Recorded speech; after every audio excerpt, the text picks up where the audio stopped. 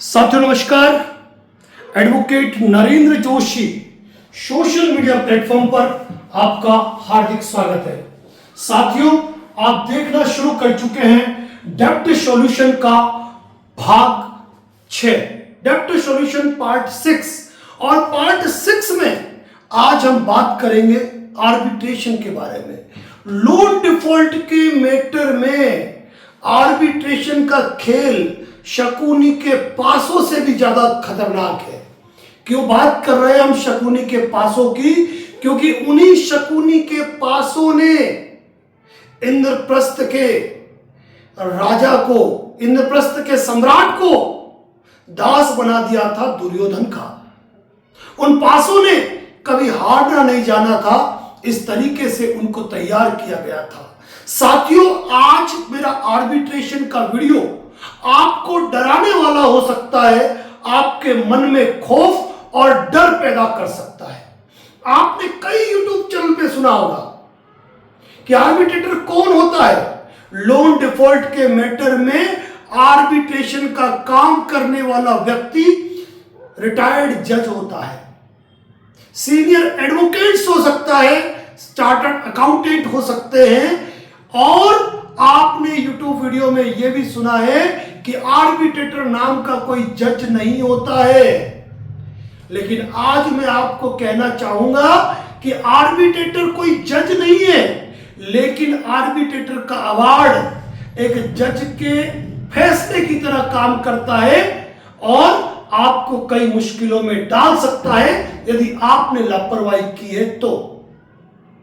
आज इस वीडियो को सुनेंगे, आधा भाग सुनेंगे तो आपके मन में एक डर और एक खौफ कायम होगा, लेकिन पूरा वीडियो सुनेंगे तो आपको उसका समाधान भी मिलेगा।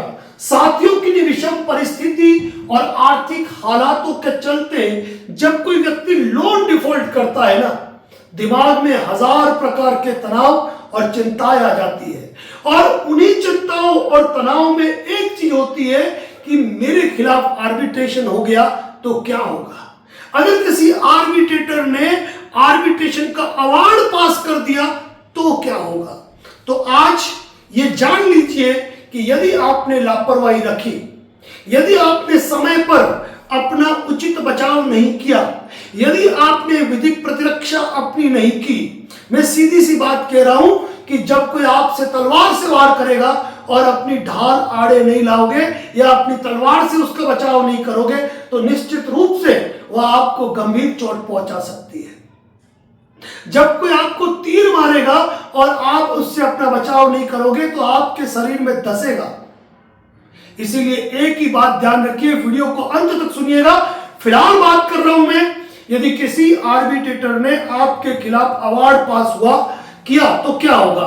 तो सबसे पहले मैं आपकी शुरुआत करना चाहूंगा कि क्या हो सकता है लोन डिफॉल्ट मामलों में यदि किसी आर्बिट्रेटर ने अवार्ड पास किया तो क्या होगा। किसी आर्बिट्रेशन ने अवार्ड पास किया तो आपके विभाग और आपकी कंपनी को वह नोटिस जारी कर सकता है आपकी सैलरी अटैच करने के लिए।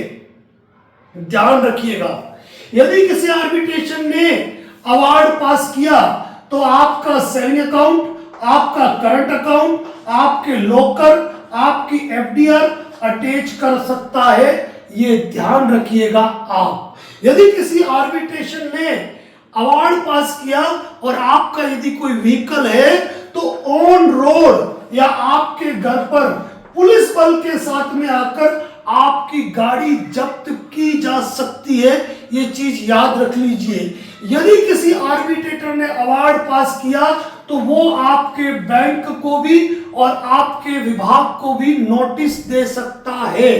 यदि किसी आर्बिट्रेटर ने अवार्ड पास किया तो वह अवार्ड एग्जीक्यूशन के साथ पुलिस की टीम को लेकर आपके घर आ सकता है और आपके घर का सामान उठा सकता है। यदि आर्बिट्रेशन का अवार्ड हुआ और आपने कोई सिक्योर्ड लोन लिया है, चाहे वो होम लोन हो, प्लॉट लोन हो, तो ऐसी स्थिति में आपके घर को भी और आपकी प्रॉपर्टी को भी वो अटैच कर सकते हैं। यानी कि कुल मिलाकर आर्बिट्रेशन का जो अवार्ड है वो आपके मान सम्मान, आपकी प्रतिष्ठा को चोट पहुंचा सकता है, ये चीज ध्यान रखिए। तो जो ये कहते हैं कि आर्बिट्रेटर का जो अवार्ड होता है वो काम का नहीं होता है, तो सुन लीजिए, आर्बिट्रेशन का अवार्ड हमारी कितनी धज्जियां उड़ा सकता है, हमारे सामान्य जीवन को कितनी मुश्किलों में डाल सकता है, ये सुन लीजिए। आर्बिट्रेशन का अवार्ड यदि हुआ तो यकीन मान के चलना कि मुसीबतों का पहाड़ टूट जाता है। साथियों, पहाड़ टूट जाता है। अब बात ये आती है कि आर्बिट्रेशन आर्बिट्रेशन का अवार्ड इतनी सारी प्रक्रियाएं कर सकता है, तो इसका मतलब क्या हुआ? हमारे घर का सामान भी उठा लेंगे, हमारी रोड पर चलती हुई गाड़ी को भी उठा लेंगे, हमारे घर को भी सीज कर लेंगे। सिक्योर्ड लोन के मैटर में हमारे बैंक खातों को, सेविंग अकाउंट को, करंट अकाउंट को, लॉकर को, हमारी LIC पॉलिसीज को, सब कुछ वो अटैच कर सकते हैं। तो ये कितनी बड़ी ताकत हुई।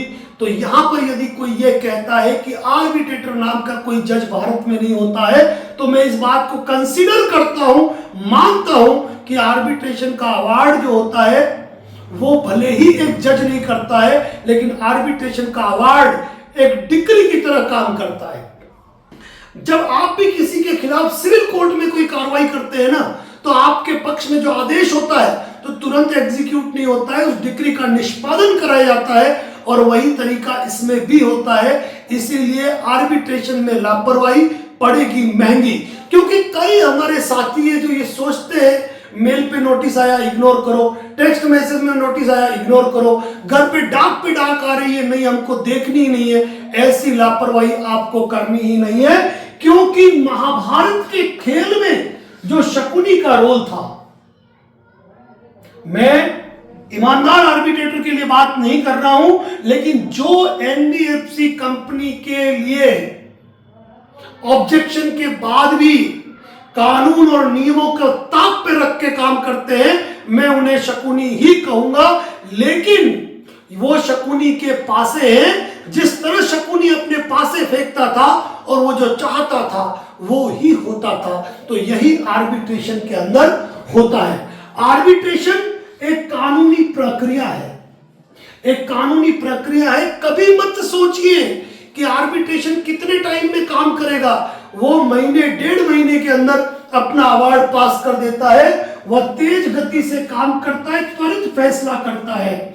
और सबसे बड़ी चीज, लापरवाही की तो एक्स पार्टी अवार्ड पास कर देता है, जिसे हम ऑर्डर कहते हैं। एक्स पार्टी अवार्ड पास कर देता है, चाहे सिक्योर्ड लोन हो अनसिक्योर्ड लोन हो। यानी कि वह NBFC कंपनियां जो सिक्योर्ड लोन के दायरे में नहीं आती है, वह भी आर्बिट्रेशन का सहारा लेती है सिक्योर्ड लोन के मैटर में। मैं भी पहले जब NBFC कंपनी का पैनल लॉयर हुआ करता था, तो हमने भी आर्बिट्रेशन के अवार्ड पर लोगों के अचल संपत्ति को अटैच करवाया हुआ है। आप चाहें तो ई-कोर्ट सर्विसेज में इन चीजों को देख सकते हैं। मतलब प्रॉपर्टी अटैच हो जाएगी एग्जीक्यूशन के साथ। अब एक सवाल अक्सर हमारे कई साथी पूछते हैं कि सर आर्बिट्रेशन कितनी राशि पे होता है? तो मैं बता दूं, 10,000 रुपए के लोन पर भी कंपनियां आर्बिट्रेशन अवार्ड और आर्बिट्रेशन का प्रोसेस करती है। यह ध्यान रखना, 10,000 के लोन पे भी करती है। कब कर सकती है? आपके लोन, कई लोग बेवकूफियां करते हैं, उनको आर्बिट्रेशन के नोटिस आ जाते हैं, फिर भी वो EMI भरते रहते हैं। जब आर्बिट्रेटर ने अपनी प्रक्रिया जारी कर दी है, तो वो एक फुल अमाउंट के लिए किए, उसके बाद यदि आप EMI भर रहे हो तो वो अपनी प्रक्रिया जारी करेगा।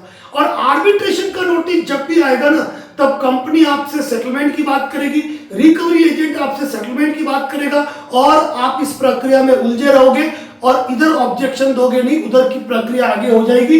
इसीलिए भले ही आपके सेटलमेंट की बात चल रही हो, आपको लापरवाही नहीं करनी है, यह ध्यान रखना है। कितने महीने आर्बिट्रेशन चलता है? महीने, 2 महीने, 3 महीने में ये अपना अवार्ड पास कर देते हैं। और एक बात होती है कि सर ये कंपनी आर्बिट्रेशन अवार्ड करती ही क्यों है, ये आर्बिट्रेशन का प्रोसेस करती ही क्यों है? तो ये सुन लीजिए, भारत की न्याय व्यवस्था में एक सिद्धांत है कि चाहे 100 गुनहगार छूट जाए, एक बेगुनाह को सजा नहीं मिलनी चाहिए, चाहे वो आपके खिलाफ सेक्शन 25 कर ले, चाहे 138 एनआई एक्ट कर ले, चाहे 316 318 की क्रिमिनल कंप्लेंट दर्ज करा दे, कानूनी प्रक्रियाओं में वक्त लगता है। आपने मेरे संडे का लाइव देखा होगा जिसमें मैंने पूरी कोर्ट प्रक्रिया बताई थी, और उस पूरी प्रक्रिया में वक्त लगता है। हर डेट पे मजिस्ट्रेट है, हर प्रक्रिया भी टाइम पे होगी, तो भी कम से कम 2 से 4 साल का वक्त बहुत इजी लग जाता है। ऐसी स्थिति में कंपनी आर्बिट्रेशन का अवार्ड करती है ताकि ये प्रक्रिया बहुत जल्दी हो, ये ध्यान रखिए। साथियों, सवाल ये होता है कि आर्बिट्रेटर क्या हमारे पक्ष में फैसला नहीं देगा? बहुत मुद्दे की बात कह रहा हूं, बहुत मुद्दे की। यहां पर मैं एक बात और कहूंगा कि कुछ पैनल बने हुए हैं, वो पैनल क्या करते हैं, लोगों को लोन डिफॉल्ट पर हेल्प करने की बात करते हैं। और जब आर्बिट्रेशन की प्रक्रिया होती है तो जो भी साथी पैनल से जुड़े हैं इस वीडियो को सुन लीजिए, वो एडजमेंट मांगते हैं कि हमको अवसर दिया जाए। कितनी बड़ी बेवकूफी करते हैं सुनिए। कई पैनल वाले मैंने देखा हुआ है, आर्बिट्रेशन के नोटिस आते हैं तो वह आर्बिट्रेटर को लिखते हैं कि रिस्पेक्टेड ऑनरेबल आर्बिट्रेटर महोदय, हमें इस प्रकरण में कुछ वक्त दिया जाए। आर्बिट्रेटर दे देगा वक्त, 15 दिन का, कौन सी बड़ी बात है। और ये पैनल जहां आर्बिट्रेटर पे ऑब्जेक्शन देना चाहिए वहां पर ये जवाब प्रेजेंट करते हैं, और वो भी अपने पैनल या एडवोकेट के लेटर हेड पर, और इनकी हियरिंग अटेंड करते हैं। बड़े आश्चर्य की बात है, आप सुनोगे तो ताज्जुब करेंगे। जबकि हम किसी भी व्यक्ति को यह कहते हैं कि यदि आप आर्बिट्रेशन पे ऑब्जेक्शन देते हो, देन अगर ऑनलाइन ऑफलाइन आपको कोई डिफेंस स्टेटमेंट आपको फाइल करने की आवश्यकता नहीं होती है यदि आपने आर्बिट्रेशन को नकार दिया है और कंपनी की तरफ से आर्बिट्रेटर नियुक्त हुआ है तो। लेकिन गलती करते हैं ये लोग, ये ध्यान रखिए। और आपने कई लोग इस चीज के गवाह भी होंगे कि कई लोगों ने ऑनलाइन हियरिंग अटेंड की है, तो जैसे ही वो ऐड होते हैं सामने वाला उनके 2 मिनट बाद सुनता है और डिस्कनेक्ट कर देता है। ये बहुत बड़ा मिसकंडक्ट हो रहा है साथियों, ये चीज ध्यान रखिए। और एक क्या होता है कि कई लोग घबराते कैसे, क्योंकि आर्बिट्रेटर के मैटर में होता क्या है, मैं तरीके से बताता हूं आपको कि सबसे पहले आपको धारा 62 का नोटिस दे दिया कि हम कॉन्सिलेशन कर रहे हैं, हम आर्बिट्रेशन नहीं कर रहे हैं, आप मध्यस्थता में भाग लो। यानी कि पहली उंगली अगर आपने यहां पे इनकी पकड़ ली तो इनका आर्बिट्रेशन शुरू हो गया। उसके बाद ये धारा 21 का नोटिस दे देंगे, 3 नाम दे देंगे, 3 नाम 5 नाम इनमें से कोई चूज करो। उसके बाद कभी कभी ये क्या करते हैं, कंपनी आपको नोटिस भेजती है कि हम आर्बिट्रेशन प्रक्रिया करेंगे, उसके बाद इनकी लीगल फर्म भेजती है, उसके बाद आर्बिट्रेटर ट्रिब्यूनल आ जाता है, उसके बाद आर्बिट्रेटर की तरफ से नोटिस आते हैं। यानी कि एक आर्बिट्रेशन प्रक्रिया में कम से कम आपको 10 बार आपको मेल करते हैं और आप घबराते रहते हो, अरे सर अभी तो मैंने ऑब्जेक्शन दिया था और मेल आ गया और मेल आ गया और मेल आ गया। अरे भाई, जिन कंपनियों ने आपको लाख 2 लाख 5 लाख 10 लाख 20 लाख का लोन दिया है, क्या वो अपने लोन की वसूली का प्रयास नहीं करेगी? कहते हैं कि मोहब्बत और जंग में सब जायज है, तो ये भी अपने आप में एक कुरुक्षेत्र है। मामा शकुनी अपनी भूमिका निभाएंगे। मामा शकुनी के माथक दुर्योधन, उनकी सत्ता है, वो जैसे चाहेंगे शकुनी को आदेश देंगे, शकुनी पासे डालेंगे। और आप बन चुके हो पांडव, और आप पांडवों के साथ कोई कृष्ण नहीं है जो आपको बचाने की बात करेगा। तो यानी कि आपको ये ध्यान रखना है कि वो 1 बार नोटिस दे, 2 बार नोटिस दे, 3 बार नोटिस दे, 4 बार नोटिस दे कि 10 बार दे, आपको कम से कम 5 बार अलग अलग रिप्लाई, अलग अलग तरीके से आपको मेल भी करना है, व्हाट्सएप भी करना है और पोस्ट के माध्यम से भी भेजना है। और पोस्ट के माध्यम से भेजोगे तो आपको उनकी डाक रसीदें भी संभाल के रखनी है। कई बार ये होता है कि आप 1 या 2 बार ऑब्जेक्शन दे देते हो और नोटिस आना बंद हो जाते हैं, आप शांति से बैठ जाते हो। कई बार आर्बिट्रेटर ट्रिब्यूनल आर्बिट्रेटर क्या करता है कि वो लिख देता है कि हमने आर्बिट्रेशन प्रक्रिया को विड्रॉ कर लिया, लेकिन कुछ समय बाद वापस नोटिस आ जाता है। तो यहाँ पे आपको अवेयर रहना है, अपनी मेल आईडी का स्पैम फोल्डर वगैरह रेगुलर चेक करना है लापरवाही नहीं करनी है। और कई बार बिना नोटिस आए भी आपको आर्बिट्रेशन के अवार्ड आ जाते हैं और आपके बैंक अकाउंट को होल्ड कर दिया जाता है, और जैसे ही बैंक अकाउंट होल्ड हो जाता है ना, आपके पसीने छूट जाते हैं। आप ये क्यों भूल जाते हो कि जब शकुनी के पास से गिरे थे तो अज्ञातवास हुआ था पूरे 14 साल का। तो क्या आप 3 महीने का अज्ञातवास नहीं झेल सकते हो? क्योंकि 3 महीने से ज्यादा कोई कंपनी आपके अकाउंट को होल्ड करके खुशी नहीं मना सकती। और वैसे भी आप लोन डिफॉल्ट हो, हालात खराब है, विषम परिस्थितियां है, तो खातों में पैसा होगा कहां से? यह चीज ध्यान रखिए। एक सबसे महत्वपूर्ण बात यह होती है कि यदि आप आर्बिट्रेशन पे ऑब्जेक्शन देते हैं तो आपको रीजॉइंडर को इग्नोर करना है, रीजॉइंडर की परवाह नहीं करनी है। जो भी डॉक्यूमेंट आप भेजते हो उनका रिकॉर्ड आपके पास होना चाहिए, लेकिन एआई से जवाब बनाने की गलती मत करना। कई लोग ये गलती कर रहे हैं, और पैनल के भरोसे बिल्कुल मत रहना, क्योंकि पैनल से जुड़े हुए जितने भी लोग हैं ना, वो 6 महीने बाद 8 महीने बाद हमको फोन करके कहते हैं, अरे सर उन्होंने आर्बिट्रेशन की हियरिंग अटेंड की, 3-3 हजार रुपए हियरिंग अटेंड करने के लिए लिए और हमारा अवार्ड पास हो गया, और अब कह रहे हैं कि तुम जानो, कोर्ट से समन आ गए, वारंट आ गया, अब वो कह रहे तुम जानो। हर महीने ईएमआई तो ले ली उन्होंने, नई ईएमआई शुरू हो गई। तो ये गलती नहीं करनी है। और एक चीज, आर्बिट्रेटर ट्रिब्यूनल आजकल क्या करने लगे हैं मैं आपको बताऊं, फोन करके आपको समझाने लगे हैं कि आप अपना पक्ष रखो, हम कॉन्सिलेशन कर रहे हैं, अगर आप अपना पक्ष नहीं रखोगे तो भी हमारा आर्बिट्रेशन जारी रहेगा। एक बड़ा ही अलग दबाव बनाया जा रहा है। लेकिन आप लोगों की गलती यह होती है कि आप फोन की रिकॉर्डिंग करते नहीं हो और जवाब देना सीखे नहीं हो। जब इतनी सारी जानकारी हमने दी है, आपके ऊपर एग्रीमेंट का दबाव बनाया जाता है कि आपका और हमारा एग्रीमेंट हुआ था कि आर्बिट्रेटर हम खुद चयन करेंगे, आर्बिट्रेटर की भाषा हम खुद चयन करेंगे, आर्बिट्रेटर का स्थान हम खुद चयन करेंगे। जबकि कानून में, आर्बिट्रेशन एक्ट में स्पष्ट प्रावधान है कि आर्बिट्रेशन दोनों पक्षकारों की सहमति से किया जाता है। इसके बावजूद ये एक तरफा आर्बिट्रेटर करके अगर एक्स पार्टी अवार्ड पास कर देते हैं, और अगर आपने लगातार ऑब्जेक्शन दिए हैं, तो ये मान के चलना कि ये आर्बिट्रेशन आपके घर का चम्मच भी नहीं उठा सकता है। लेकिन इसके लिए आपको अवेयर होना पड़ेगा, अपना नॉलेज अपडेट करना पड़ेगा। आर्बिट्रेटर के मैटर में मेरी खुद की रिकॉर्डिंग, आशु जी अग्रवाल की रिकॉर्डिंग, कई रिकॉर्डिंग हमारी है जिसमें कंपनी वाले कहते हैं आर्बिट्रेटर तो हमारा खुद का होता है। आर्बिट्रेटर ट्रिब्यूनल के कई कॉल आए हुए हैं जिनकी हमने धज्जियां उड़ाई हुई है, लेकिन वो चीजें हमको देखनी नहीं है, हमको सुननी नहीं है, हमको समझनी नहीं है।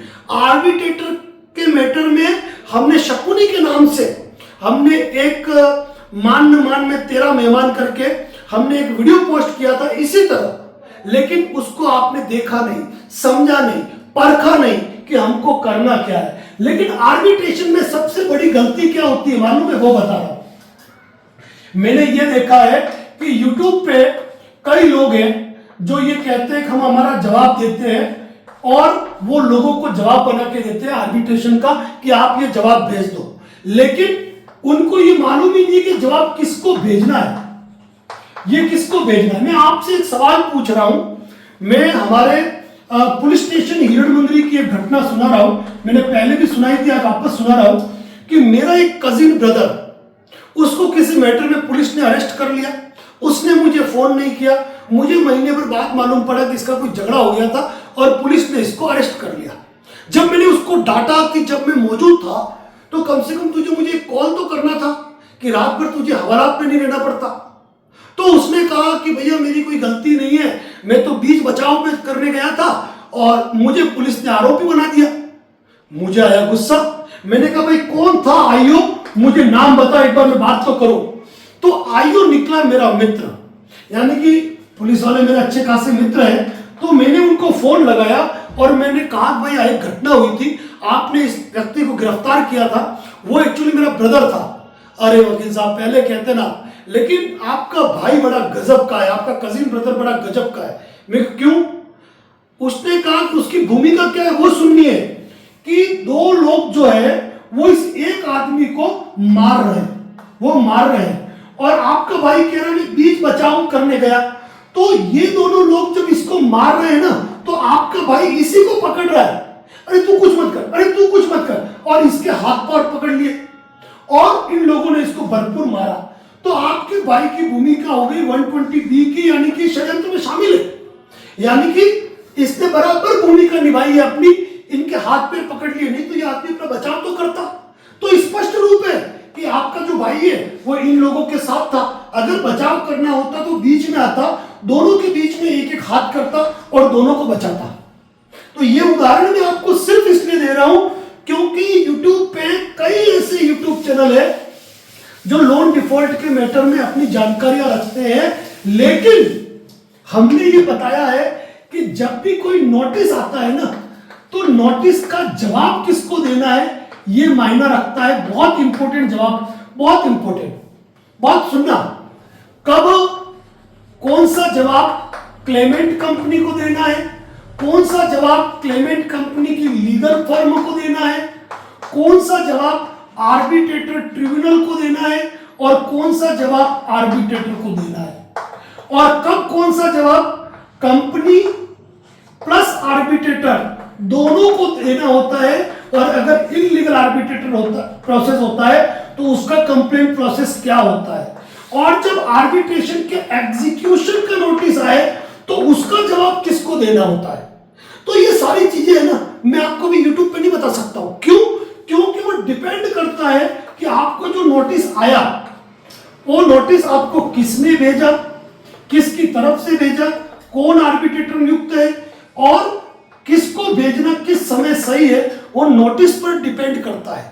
तो हमने कई मामलों में ऐसा देखा कि कुछ ऐसे लोग हैं जो YouTube पे फेसबुक पे ये कहते हैं कि आप हमसे जवाब बनवा लो, और यहां तक कि मैं पैनल तक की बात करूंगा, कुछ पैनल भी ऐसे हैं जिन्होंने जवाब भेजे हैं, लेकिन वो सेम वही घटना कर रहे हैं कि ये दोनों जने इसको मार रहे हैं, ये मेरा व्यक्ति बचाने आया, और वो इसी के हाथ पांव पकड़ रहे हैं कि तू कुछ मत कर। ये गलतियां करते जा रहे हैं लगभग YouTube पे। क्यों? इसके पीछे कारण है कि आपकी गलती क्या होती है। मैं एक आम व्यक्ति को बताता हूं आपकी गलती क्या होती है, कि जब भी आपको जवाब देना है ना, एक बात ध्यान रखते, हमारी मेवाड़ी में ऐसी एक कहावत है, माही एहड़ा पूत जड़, ध्यान से सुनना, माही एहड़ा पूत जड़ जेड़ो राणा प्रताप, नहीं रहे तू बांझड़ी मती गवाने नूर। मतलब एक व्यक्ति आपके पास ऐसा होना चाहिए जो इन सारी चीजों की मास्टरी जानता हो। यानी कि आप यदि किसी पैनल में हैं तो आपको यही पता नहीं है कि उस पैनल में कितने एडवोकेट्स वर्क करते हैं जिनको इस चीज का नॉलेज है, और उनको कितने साल की प्रैक्टिस है, उनका अनुभव कितने साल का है। आप गूगल पे सर्च कर लीजिए, किसी का भी सर्च करना हो, जैसे मुझे सर्च करना चाहो गूगल पे देखो एडवोकेट नरेंद्र जोशी की प्रैक्टिस कितने साल की है, गूगल आपको खुद ब खुद बताएगा। तो इन पैनल के कोई भी ऐसी चीज नहीं है। इसके अलावा जो YouTube पे लॉयर के नाम पे चैनल बने हुए हैं, तो कई लोग ऐसे हैं जो लॉयर है ही नहीं, लेकिन उन्होंने अपना चैनल बना दिया है। कई लोग ऐसे हैं जो न तो लॉयर है और न ही एडवोकेट है, लेकिन उन्होंने सारे वीडियो पोस्ट कर रखे हैं, तो लोग उनसे प्रभावित हो जाते हैं, लेकिन वो ये भी नहीं देखते कि इनको कितने समय का अनुभव है, या फिर ये रियल में प्रैक्टिस में है भी नहीं। क्योंकि जो व्यक्ति प्रैक्टिस में नहीं है वो अनुभव क्या बताएगा, वो अनुभव क्या बताएगा। जैसे आज मैं आपको खुले रूप से कहता हूं कि 2013 से लेकर 2026 13 साल का एक्सपीरियंस, 17 वित्तीय संस्थाओं के एडवोकेट के रूप में काम करना, ठीक है, और लंबे समय तक इन चीजों पे अपना नॉलेज गेन करना, ये बहुत ही महत्वपूर्ण चीज है साथियों। तो आप जिससे भी जवाब तैयार करवा रहे हो कम से कम उनका एक्सपीरियंस देखा कीजिए, वरना अगर आपको जवाब ही देना है ना तो फिर आप इनके पास क्यों जा रहे हो। आप तो चैट जीपीटी ट्राई कर लो, आप जेमिनी ट्राई कर लो, और ये भी जवाब देंगे तो आपको कहेंगे कि किसी लीगल एक्सपर्ट से आप कांटेक्ट करें इस मैटर में, क्योंकि ये भी उतना ही जवाब दे सकते हैं जितना इनकी जानकारी में है। ये चीज ध्यान रखिए। तो ये बहुत महत्वपूर्ण है, आपको किसको जवाब देना है। ये गलतियां अक्सर होती है, और यही गलतियां कल कोर्ट में भारी पड़ती है, और आपको ये चीजें मुसीबत में डाल सकती है। अंतिम में 2 शब्दों में यही कहूंगा कि यदि आपको आर्बिट्रेशन का नोटिस आया है तो केवल एक अच्छा लीगल एक्सपर्ट ढूंढिए, वो जैसा कहे वैसा करते रहिए। यदि आपने कानूनी आधारों पर पर्याप्त आधार दिया है, न तो आपके घर का चम्मच उठेगा, न आपकी गाड़ी उठाई जाएगी, न आपका मान सम्मान प्रभावित होगा। अगर कोई अवार्ड पास हो भी गया लगातार अवार्ड देने के बाद, तो कंपनी के रिकवरी एजेंट केवल उस अवार्ड को लेके घूमते रहेंगे और कुछ भी नहीं कर पाएंगे।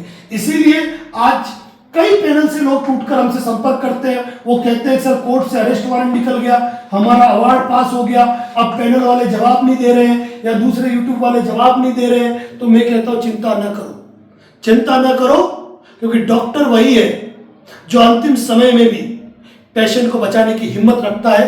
हम दी बेस्ट सलाह देंगे, आपको तनाव लेने की आवश्यकता नहीं है। तो साथियों, आज इस वीडियो का मतलब ये ध्यान रखना, आर्बिट्रेटर को हल्के में मत लेना। अभी लगातार लोगों को आर्बिट्रेशन के नोटिस आ रहे हैं, घबरा रहे हैं, 5 बार भी जवाब देना पड़े, 7 बार भी जवाब देना पड़े।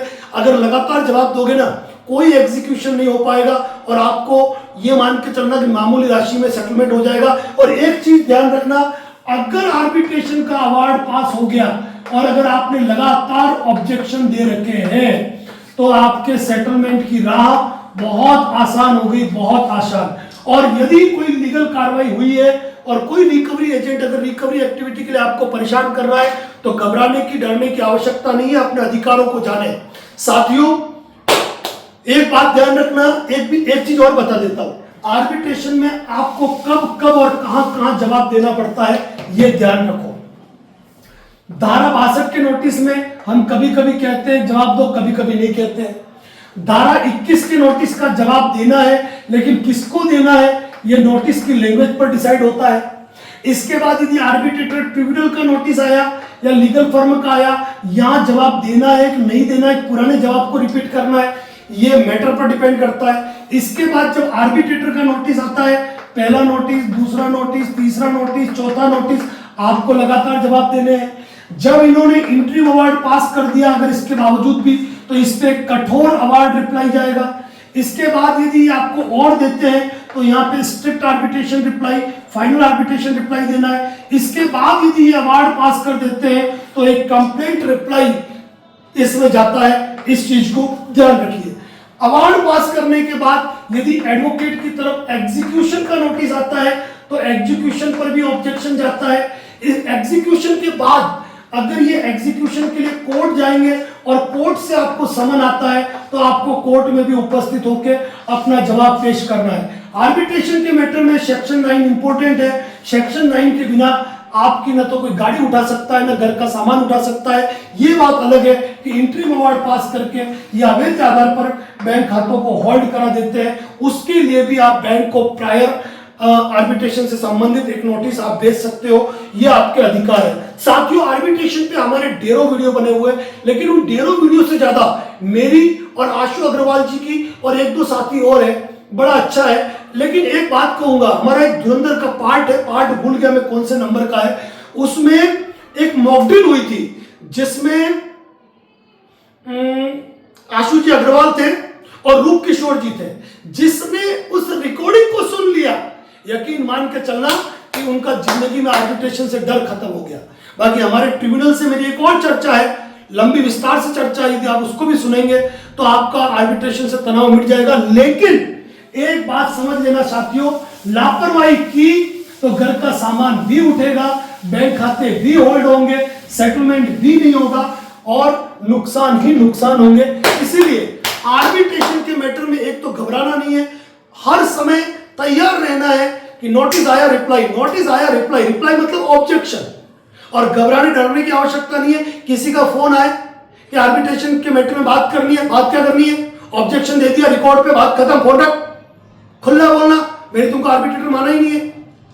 ये एक्स पार्टी अवार्ड यदि करा भी लेंगे आपके ऑब्जेक्शन के बाद कंपनी की तरफ से नियुक्त आर्बिट्रेटर, लेकिन अगर आपने जवाब बराबर ऑब्जेक्शन दे रखे कानूनी आधारों पे, ये जवाब नहीं चलने वाला है कि मेरी बीवी की तबीयत खराब है, मैं हॉस्पिटलाइज हूं, मेरे पापा को ये बीमारी हो गई, मुझे कुछ वक्त दिया जाए, या पैनल की तरह हमको एडजमेंट दे दो, हम मीटिंग अटेंड कर रहे हैं, तो ये सारी चीजें आपके बेवकूफी में शुमार होगी यदि ऑब्जेक्शन देने के बाद भी आप ये करते हो। और दूसरा, एआई से बने हुए जवाबों से दूर रहिए। आज का वीडियो कैसा लगा और अगला डेप्थ सॉल्यूशन पार्ट वीडियो आप किस टॉपिक पर चाहते हैं, अपने वैल्यूएबल कमेंट्स जरूर दीजिए। इसी के साथ इजाजत दीजिए एडवोकेट नरेंद्र जोशी को। Thank you so much. जय हिंद, जय भारत, जय मेवाड़।